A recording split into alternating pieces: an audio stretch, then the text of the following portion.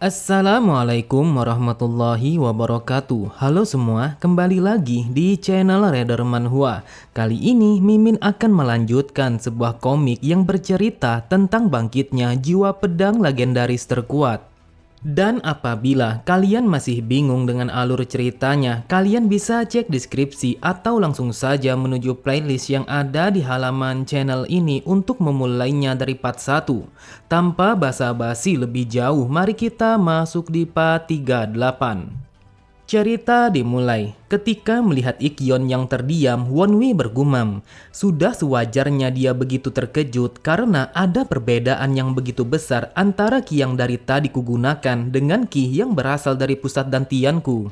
Lalu Wonwi berkata, teknik berpedang masterku yang sudah diketahui oleh semua orang adalah sebuah teknik yang belum berevolusi untuk menutupi kekurangannya.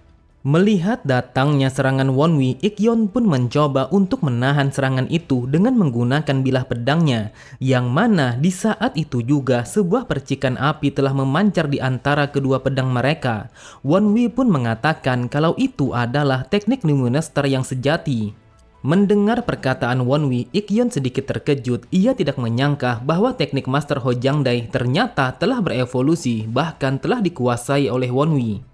Karena Ikyon tidak ingin dirinya yang dikenal sebagai kepala keluarga Sohih yang dikalahkan begitu saja, ia pun mencoba untuk melakukan serangan balik. Namun serangannya hanyalah sia-sia karena dengan mudahnya Wonwi menghindari serangan itu. Lalu Wonwi bersiap dengan bilah pedangnya dan ia mengatakan akan menunjukkan teknik keenam berpedang Luminostar yang disebut sebagai pedang pemusnah yang sejati.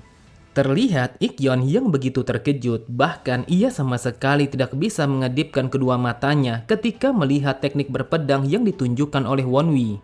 Tepat di depan matanya, Ikyon melihat bahwa energi pedang Wonwi telah berputar memenuhi aula pelatihan itu, sehingga tidak ada celah baginya untuk bisa menghindari serangan itu. Benar saja, tanpa bisa memberikan sebuah perlawanan, seketika itu juga Ikyon langsung terlempar jauh, bahkan tubuhnya langsung terhempas keras ke atas tembok yang berada tepat di belakangnya. Saking kuatnya serangan Wonwi, sampai-sampai Ikyon memuntahkan banyak darah setelah terkena serangan Luminostar yang Wonwi lancarkan kepadanya. Kemudian Wonwi bergumam, aku tidak menyangka akan sekuat ini. Jika aku melancarkan serangan langsung kepadanya, aku yakin kalau Ikyon pasti akan mati di tempat ini. Jujur saja, pada hidupku yang dulu, aku tidak pernah membayangkan akan menang melawan sang pemimpin klan Sohih. Di sampingnya Iron berkata, Wonwi, kau sudah berkembang cukup banyak. Aku merasa kalau kekuatanmu saat ini sudah mencapai separuh dari kekuatan Master Hojangdai ketika dia berada di masa puncaknya. Wonwi pun berkata, ternyata hanya separuh. Tetapi aku tidak mengira perbedaan antara penguasa kelima dan juga keenam memiliki perbedaan yang cukup besar. Lalu saat mendengar Sodam yang bertanya mengapa Wonwi tidak merasa tenang setelah ia berhasil mengalahkan seseorang yang sangat ia benci, Wonwi pun mengatakan, aku memang tidak berharap terlalu banyak, tetapi dia bahkan tidak menganggapku sebagai keluarga, jadi aku merasa kalau ini sangatlah tidak enak. Kemudian Wonwi berkata kepada Ikyon, jika Anda memang sebenci itu kepadaku, lantas mengapa Anda malah membuatku menjadi anak jika hanya akan memperlakukanku dengan kasar seperti ini? Tetapi di dalam hatinya Wonwi berkata, apa yang aku harapkan dari orang ini sudah terlalu banyak sesuatu yang sudah terlanjur salah. Namun tiba-tiba saja Wonwi begitu terkejut setelah mendengar suara pedang yang berkata, Ikyon, aku rasa kebencian yang dimiliki oleh anak ini telah melebihi perkiraanku. Jika kau bertindak sedikit lebih baik dan terbuka kepada anak ini, mungkin anak itu tidak akan tersakiti seperti ini, dan juga semua kekacauan ini tidak akan pernah terjadi. Bukankah menurutmu akan lebih baik baginya jika dia mengetahui yang sebenarnya bahwa kau bukanlah ayah kandungnya yang seperti ia kira? Seketika itu juga Wonwi langsung mengambil pedang itu. Lalu Wonwi berkata, coba katakan lagi apakah aku bukanlah anak kandungnya? Pedang itu sangatlah terkejut ketika mendengar Wonwi yang berbicara kepadanya. Ia sama sekali tidak menyangka ada seorang manusia yang bisa melakukan itu. Wonwi berkata, aku sama sekali tidak ada memiliki rasa kebencian kepadamu, akan tetapi kau harus memberitahuku apa yang harus aku ketahui. Jika kau tidak ingin memberitahuku tentang kebenaran ini, maka aku tidak yakin kalau aku tidak akan menebaskan pedang ini kepada pemilikmu. Pedang itu berkata, sepertinya akan terasa sulit jika menenangkan dirimu hanya dengan menggunakan beberapa kata saja, karena mungkin saja kau akan mengira kalau aku sedang berbohong. Kalau aku bisa, aku akan menunjukkan kepadamu semua yang aku lihat yang mungkin saja bisa membuatmu menjadi percaya. Tiba-tiba saja Wonwi mendengar di dalam pikirannya ada yang mengatakan menyatukan pedang dan juga pikiran manusia dengan terbukanya Pekda. Terlihat Wonwi begitu heran ketika melihat punggung tangannya telah memancarkan cahaya kebiruan yang begitu terang. Wonwi sangatlah terkejut, ternyata bintang ketiga Pekda telah terbuka. Seketika itu juga Wonwi pun melihat masa lalu ibunya, dan di dalam ingatan itu Wonwi mendengar kalau Ikyon yang meminta kepada ibunya untuk tidak pergi dari kastil utama. Ikyon berkata, aku tidak akan memintamu untuk menyukaiku, tetapi setidaknya tolong pikirkanlah anak yang ada di dalam kandunganmu itu. Dengan wajah yang begitu kebingungan, Wonwi berkata, ini sangatlah tidak mungkin, wanita yang aku lihat tadi, aku yakin tidak salah lagi kalau itu adalah ibuku.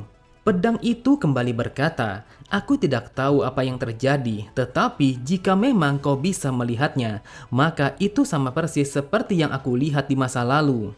Aku tidak tahu mengapa situasinya menjadi seperti ini, akan tetapi tampaknya aku bisa menunjukkan kepadaku ingatanku di masa lalu. Wonwi pun berpikir, jadi inikah kemampuan Pekda bintang ketiga yang ada di tanganku, dan ini sangatlah mengagumkan.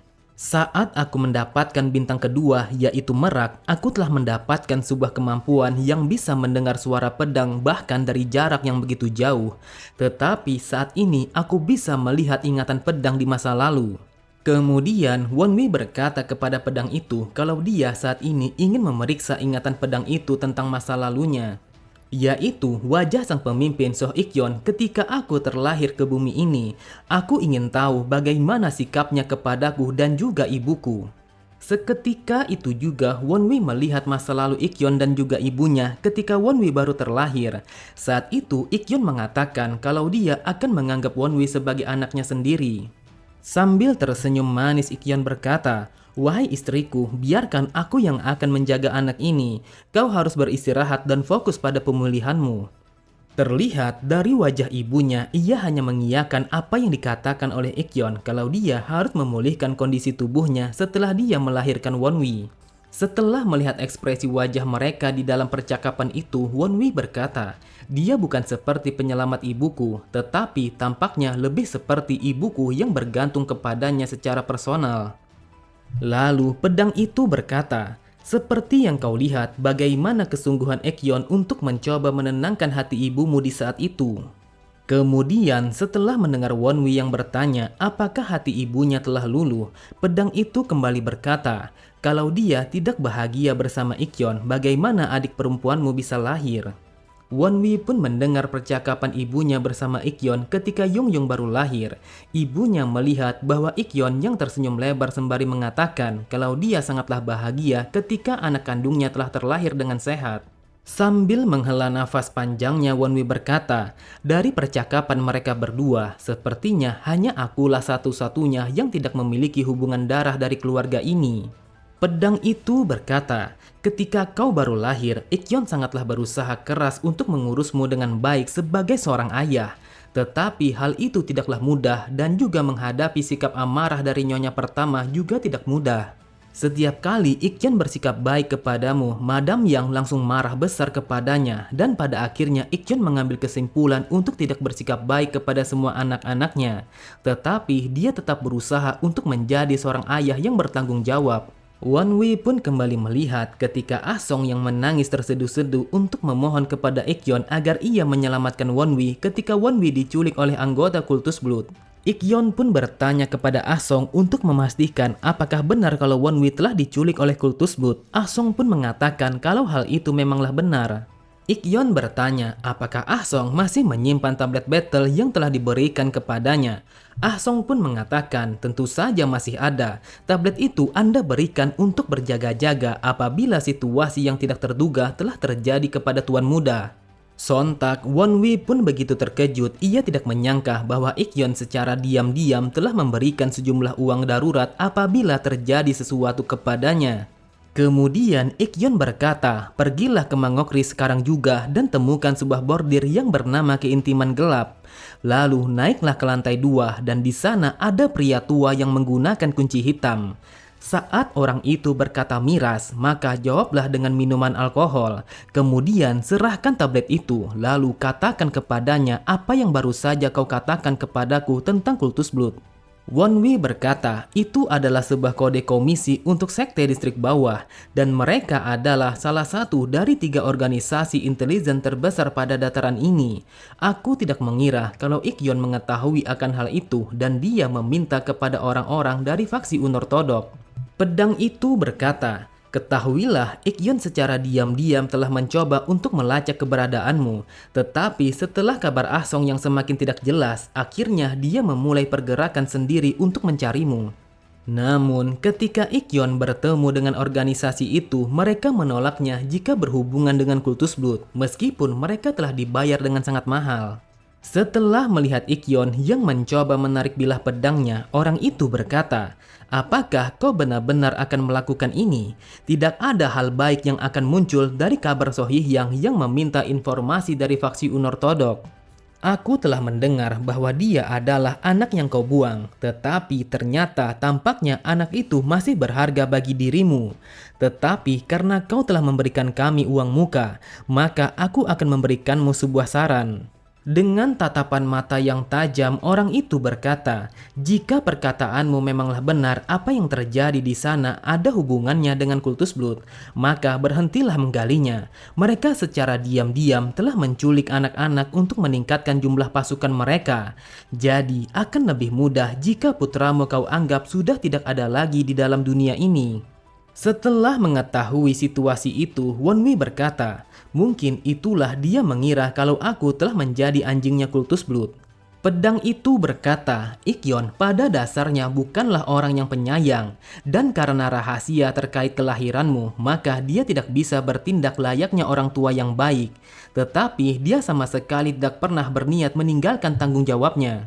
Mendengar itu, Won Wee berkata, apakah yang kau maksud dengan dia mengusirku dari keluarga dan juga mencoba untuk menjual Yungjung melalui sebuah pernikahan adalah sebuah bentuk tanggung jawab?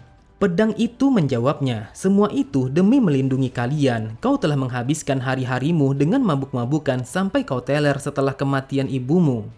Apakah kau tahu rumor tentangmu telah menyebar dengan sangat negatif, bahkan sampai-sampai jika ada seseorang yang membunuhmu, maka tidak akan ada yang tertuduh. Oleh sebab itu, Ikyon mengusirmu dari keluarga ini karena dia mengira kau bisa terbunuh oleh Madam Yang dan juga anak-anak yang lainnya. Begitu juga dengan Yungjung, alasan dia mengirim Yungjung kepada sekte Mongheng pada usianya yang begitu muda adalah karena dia tidak ingin kalau Madam Yang merundungnya.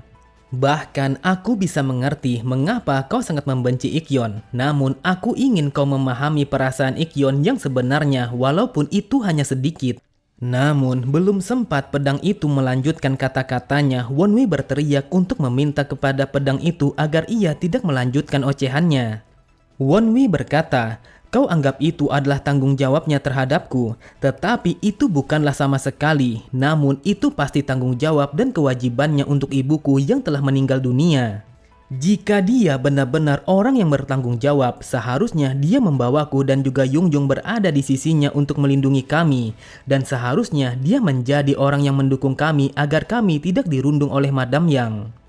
Pada akhirnya, bajingan itu hanyalah seorang pria yang melakukan semuanya untuk membuat hatinya menjadi lebih tenang. Jika tidak, dia seharusnya tidak berjanji hal itu dengan ibuku bahwa dia akan memperlakukanku layaknya seorang anak. Menanggapi perkataan Won Wee, pedang itu berkata, apa yang kau katakan memanglah benar. Aku hanya berbicara yang berasal dari sudut pandang Ikyon. Jika aku bisa melakukan sesuatu untukmu, mungkin itu akan terasa bagus. Mungkin situasinya agak sulit, tetapi tampaknya kau membutuhkan posisi perwakilan keluarga utama ini. Sepertinya aku bisa membantumu akan hal itu. Jika kau memberikan kepada Ikyon sesuatu yang paling dia inginkan, bisa saja situasinya akan berubah. Saat mendengar Wonwi yang bertanya apa yang diinginkan oleh Ikyon, pedang itu kembali berkata, saat ini Ikyon baru saja mempelajari setengah dari pedang gila kehancuran, dan teknik berpedang para pemimpin itu hanya bisa diajarkan secara lisan. Akan tetapi, karena ayahnya sekaligus pemilik pertamaku telah tewas saat perang besar antara ortodok dan juga unortodok, maka Ikyon sama sekali tidak bisa mempelajari setengahnya lagi. Jadi, bagaimana kalau kau mengajarinya tentang teknik itu? Tidak lama kemudian, terlihat Ikyon yang baru saja sadarkan diri setelah terkena serangan Wonwi. Ikyon pun bertanya mengapa Wonwi tidak sekuat tenaga saat menyerangnya. Wonwi pun berkata, apakah kau mau kalau aku membunuhmu? Jadi lebih baik kau mulai saja mensirkulasikan energimu sekarang juga. Ikyon berkata, biar aku katakan, meski kau membiarkanku tetap hidup hanya untuk tujuanmu, maka semua itu hanyalah percuma sampai benar-benar kau membuktikan kalau kau bukanlah berasal dari kultus Blood. Namun Ikyon langsung terdiam ketika Wonwi yang berkata, aku tidak mau kau salah paham karena sebuah alasan bahwa kau yang bukan ayah kandungku telah membesarkanku sebagai anak. Saat mendengar Ikyon yang bertanya bagaimana Wonwi bisa mengetahui tentang kebenaran itu, Wonwi pun berkata, caramu memandang kepada semua anak-anakmu sangatlah berbeda terhadapku, jadi mana mungkin aku tidak tahu.